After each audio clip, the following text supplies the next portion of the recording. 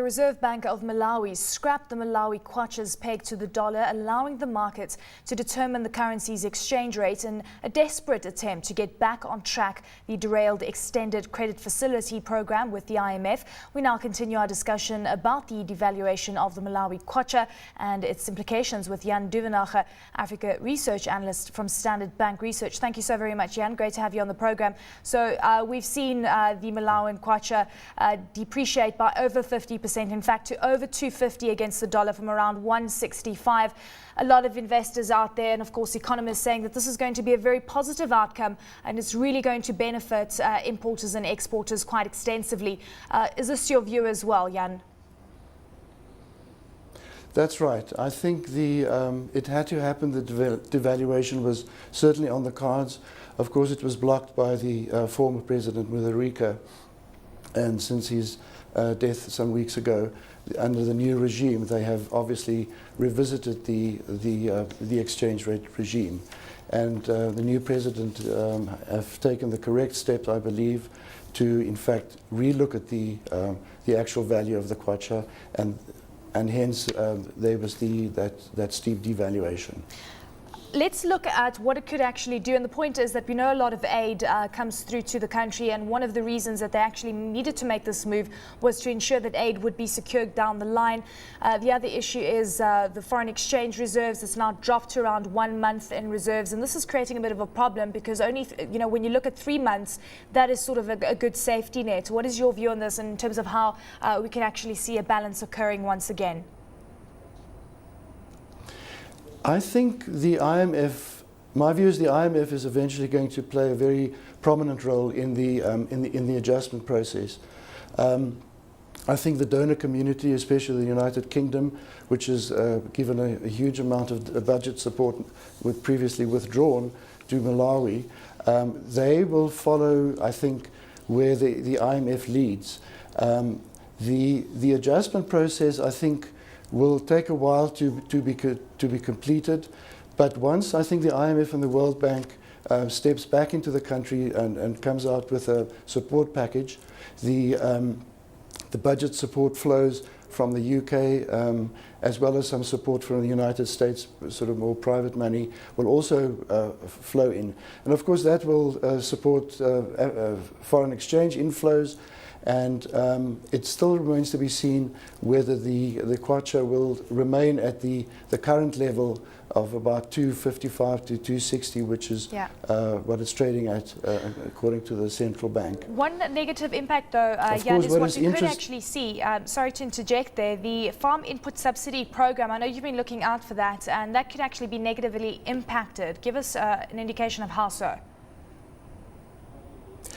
Well, what it meant is the government subsidized some of the farming inputs, seeds, fertilizer, and fuel.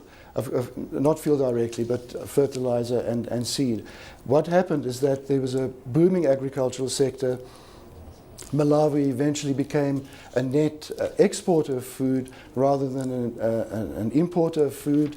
It drove inflation much lower than previously, because the food component of the inflation basket is nearly 60%. This, of course, had a hugely beneficial effect on the household sector. Their wealth increased and the consumption increased as well. Now, with the devaluation, the government will need to scale back that farm input subsidy program to some extent because of a lack of funds. It also depends now, of course, how much the UK is going to put into the Malawian economy. But that farm input subsidy program could be, will need to be scaled back, and we will have to await the outcome. Of course, with a devaluation, general inflation is also likely to rise to significantly higher levels. I mean, in terms of internal inflation, if you could give us sort of a picture of what could play out. So retailers operating in Malawi right now, Jan, can we expect a significant increase in terms of what Malawians are actually going to pay for, consumables? I think, yes. I think the inflation rate will probably peak in about a year's time, in May 2013. I expect it will rise towards the end of the year, and then probably in 2013, on the average will be probably marginally lower. But I think this will be hardship for the consumer as import prices reach higher levels. But it's possible if it becomes unmanageable that there could be additional aid packages, maybe humanitarian aid inflows, food aid, if it ever comes to that. So I think it's still an open question as the economy adjusts to this massive devaluation. Well, agriculture, we could actually see, as you mentioned, agriculture output starting to drop because of this. Tobacco seems to be one of the key areas where we will see a benefit feeding through into the sector. Is this going to be sort of a once-off benefit? Are we going to experience the benefit down the line? How do you see this playing out?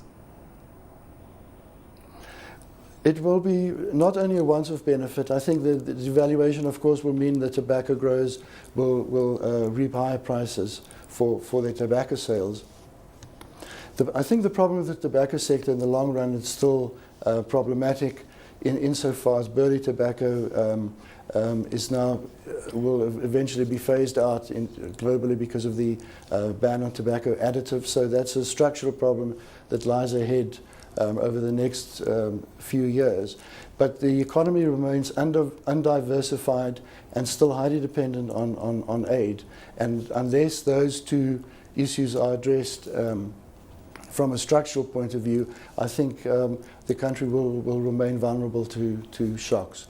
Of course, I think we need to keep in mind with the central bank talking about an exchange rate of 250, the central bank believes it's now fully adjusted.